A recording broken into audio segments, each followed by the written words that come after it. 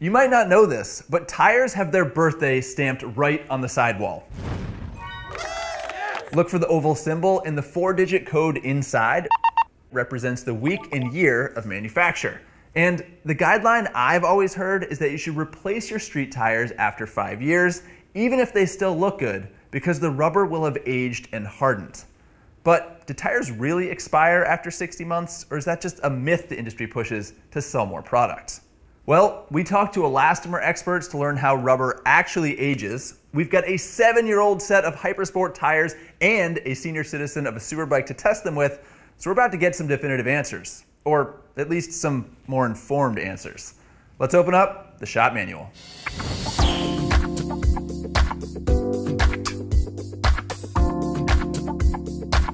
The reason people are worried about old tires or new tires that are actually a couple of years old is that over time the rubber degrades and hardens. Theoretically, that means there's going to be less traction available to you as you tip into a corner or get on the brakes to avoid that car that just pulled out in front of you. But tires aren't like fruit that goes from good to moldy overnight, so there's no set age at which they become unsafe. There are only recommendations, and because those recommendations pertain to safety, it makes sense that they would be super conservative. And yet, when I tried to substantiate that 5-year rule of thumb, I couldn't find any evidence for it outside of the riders' forums and word of mouth. Avon is the closest with a 7-year recommendation, but other manufacturers like Bridgestone, Michelin, Continental, and Dunlop all say that 10 years is the allowable service life for a properly maintained set of tires. And I gotta say, a decade? That was a surprise. The skeptic in me feels like that is way too long to trust a set of tires, at least for the way that I like to ride.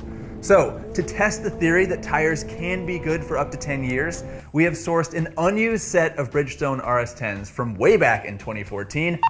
We also have a fresh set from 2020 to compare them to, and we're gonna head to the racetrack with Dave, our beater GSXR 1000, to see how the old tires perform. So with any luck, I won't be filming the rest of this video from a hospital bed. For this test, we signed up for a public track day at Buttonwillow Raceway. And to kick things off, we installed the fresh RS10s, with date codes from May and November 2020. I then took a few sessions to get familiar with the tire's handling and establish hot pressures, as well as give Dave a chance to snack on some Italian hors d'oeuvres. He slept in, so he hadn't had breakfast. The RS10s were great. I'd rate them an A in terms of handling and traction, and I was having a blast ripping around on them. These tires feel pretty freaking good, I gotta say. Very predictable, loads of traction. Very successful first session out. Did get a couple of slides out of the rear, which means got up to the limit, so we got a good benchmark for what a new set of tires feels like. Now we're going to lever on the 7-year-old set and see how those do. Considering how good the fresh rubber was, deciding to intentionally lever on an old set of tires was pretty difficult. And I know, supposedly they're good, but honestly, I'm pretty nervous about it. And yet, it had to be done. So on went the front RS10 from Halloween 2014 and the rear from early November. Hesitantly, cautiously, I rolled out on track. I was being really careful. A warm-up lap with an extra dose of caution. But after squirming around for a few turns like any new cold tires would, the ancient RS10s came up to temp and felt just as grippy and agile as the fresh set. All right, trail braking deep, knee on the ground all the way through this corner, heck yeah! It's crazy. Before I started researching this topic, if you'd told me to go drag a knee on 7-year-old tires, I would have flat out refused. And yet, a few laps in, I was charging at apexes and once again having a blast. Wide open throttle! Woo! Well, I did not see that coming. Those old tires were every bit as good as the fresh ones, even though they were 3/4 of the way through their shelf life, which was already 25% longer than I thought tires were good for. Now, the reason our old tires were still good is because they had been stored properly, and that might be more important than how many months had passed since they were made.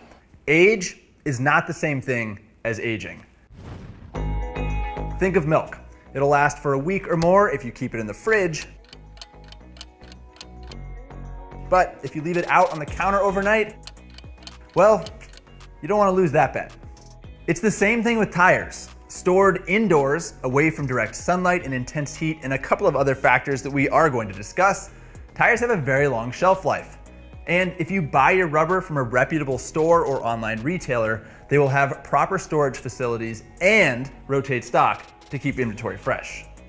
But say you have 2 or even 3 bikes to ride and you rotate through them. In that case, tire age might become an issue. Or maybe you bought a set of tires but you don't intend to use them right away. In both situations, there are some crucial factors that are going to affect how the tires age. Tires should be stored in a cool place, like a basement or a ventilated warehouse, as opposed to a sealed shed. Once tires are in service, the only thing you can really do to reduce heat exposure is park in the shade. Ambient temperature is what it is, and sad to say it, but in hotter climates like Florida and Arizona, tires will age faster than in cooler climates like New Hampshire and Washington.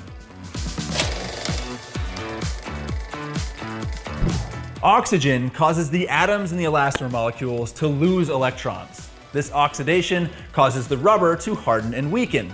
And when your tires are in service, they're pumped full of air, which is 21% oxygen. So essentially, they're pressurized with rubber poison. You could avoid this issue by inflating your tires with nitrogen, but that's going to be a tedious and pricey endeavor. Plus, the manufacturers have already mixed antioxidants into the rubber. Now, if you are very concerned with tires that you're storing, you can always wrap them in a black trash bag. The opaque plastic will also protect them from our next reactant, light.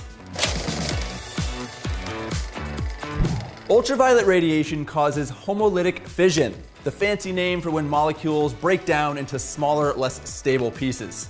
The manufacturers mix UV stabilizers into the rubber, but it gets used up. So it's very important to store tires away from sunlight. Once tires are on your bike, it is going to be better for them if you park in the shade versus in the sun. And as with hotter climates, sunnier climates will cause more rapid tire aging. Not just because of increased UV exposure, but because sun catalyzes the formation of ozone. Ozone is a more reactive form of oxygen that wreaks havoc on rubber and is the leading cause of dry rot. Ozone is created when vehicle exhaust, gasoline vapor, and other chemicals react with ultraviolet radiation and heat. Ozone is also created when air is exposed to electricity. So heavy electrical equipment like transformers, as well as appliances like refrigerators, compressors, dehumidifiers, and anything with an electric motor are going to kick off ozone as well. So if you've got any of those devices where you park your bike, they're probably not doing your tires any favor. Now, I'm not going to inconvenience myself by taking the beer fridge and air pig out of my garage, but if you're the type of psycho that wants to give your bike a museum-grade place to sleep, it's something to consider. This is just tire flex, which is unavoidable when you ride your motorcycle, but it is directly influenced by pressure, load, and speed. And we're not just talking about tread wear here, we're talking about carcass flex that fatigues the rubber and pretty much causes all of the reactions we talked about earlier to be accelerated.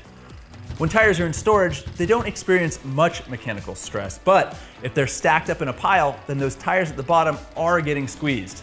So your best bet for storing tires is to line them up horizontally. But honestly, nothing you can do is as important for tire health as just checking your tire pressures.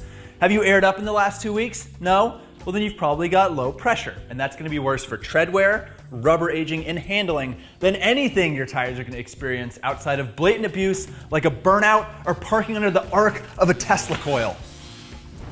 Even still, people want fresh product. I get it. So if you're going into a store, you can always just filter through the tires and buy the most recent date code. Or if you're purchasing online, you can sort by best sellers and buy something from the top of the list, since those models are going to have the highest turnover.